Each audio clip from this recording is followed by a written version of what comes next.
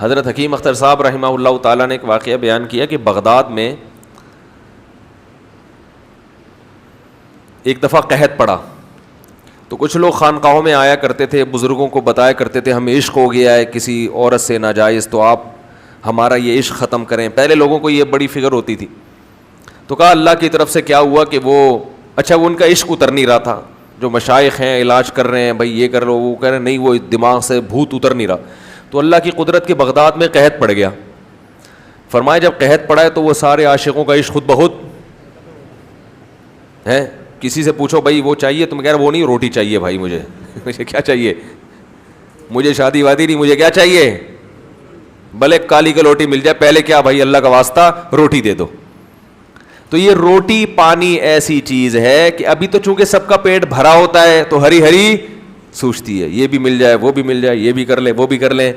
اگر اللہ آسمان سے بارشیں برسانا چھوڑ دے یا رزق ہم سے کھینچ لے تو یہ سارے جو چہکتے ہوئے چہرے ہیں اور یہ سارے جو دماغ کے خناس ہیں یہ خود بخود نکل جائیں. یہ روٹی ہے پیٹ میں اترتی ہے, اسی وجہ سے عشق بھی چڑھتے ہیں. وہ ایک بزرگ تھے, ان کا ایک مرید تھا, وہ عاشق ہو گیا ان بزرگ کی باندی پہ. باندی بزرگ کی ہے, عاشق کون ہو رہا ہے, بزرگ کا مرید. ایسا عاشق ہو گیا کہ ہر وقت اس کے خیالات. تو وہ انہوں نے کہا اس کا ٹیکنیکل طریقے سے علاج, انہوں نے بہت سمجھایا بھائی یہ حرام عشق ہے, حرام محبت ہے, غلط ہے, آخرت خراب ہوگی. اس نے کہا بس میرے دماغ پہ مسلط ہو گئی ہے. آج کل تو بہت ہوتا ہے یہ عشق معاشقے نا انٹرنیٹ پہ فیس بک پہ, تو ان کے لیے بھی بہترین نسخہ ہے یہ. تو ان بزرگ نے جب کئی طرح سے سمجھایا, وہ مرید سمجھ کے نہیں دے رہا تھا, تو ان بزرگ نے کیا کیا, وہ حکیم بھی تھے, تو باندی کو جمال گوٹا کھلا دیا انہوں نے. ہے تو بڑی نازیبا مثال مگر ہے بڑی موقع کی. تو جمال گوٹا یا جو بھی دستاور چیز تھی, اور اس کو جو موشن ہونا شروع ہوئے وہ کسی برتن میں جمع کرنا شروع کر دیے کہ اس کو پھینکنا نہیں ہے, عبرت کے لیے. وہ حکیم بھی تھے, ان کو پتا تھا کہ جب یہ مرنے نہیں دوں گا, میں علاج کر دوں گا اس کا, فی الحال وہ بندہ ٹھیک ہو جائے, اس کی بھی جان چھوٹے گی باندی کی بھی, اور وہ بھی ٹھیک ہو جائے گا.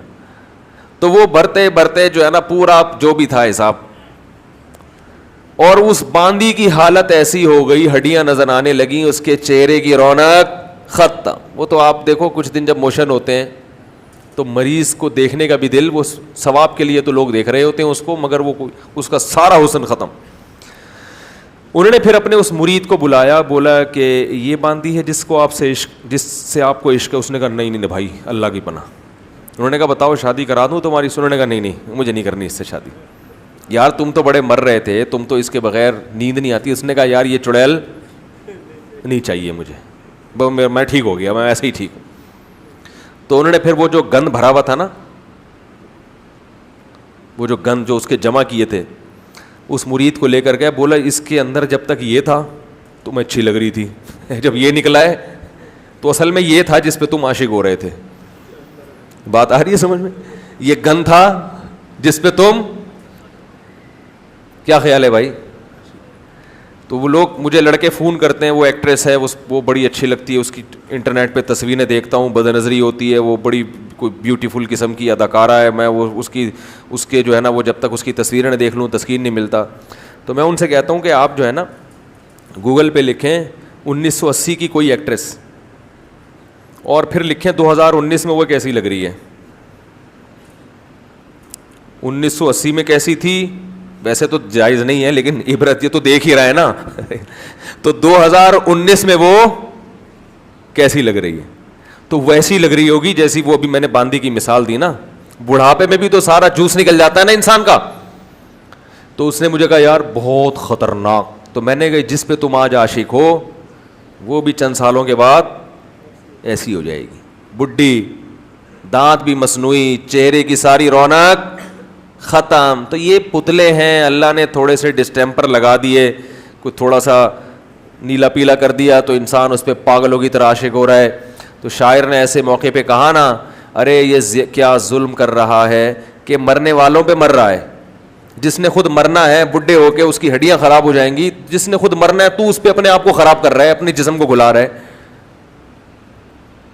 جو دم حسینوں کا بھر رہا ہے بلند ذوق نظر نہیں ہے.